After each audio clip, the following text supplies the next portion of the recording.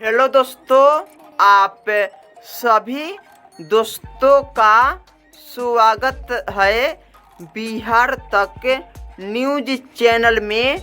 तो देखिए दोस्तों, भोजपुरी के दो सुपरस्टार हीरो रितेश पांडे जी और प्रवेश लाल यादव जी का एक ज़बरदस्त फिल्म का ट्रेलर आया है दोस्तों। और फिल्म का नाम है फुलवा।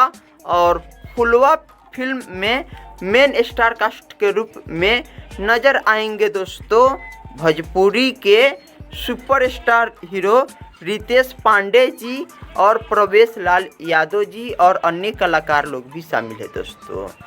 फुलवा फिल्म का ट्रेलर इंटरटेन रंगीला यूट्यूब चैनल से आया है, तो आप लोग जाकर देख सकते हैं दोस्तों। फुलवा एक भोजपुरी फिल्म होगा दोस्तों, और बहुत बेहतरीन कहानी को इस फिल्म में बताया गया है, तो आप लोग जाइए और देखिए।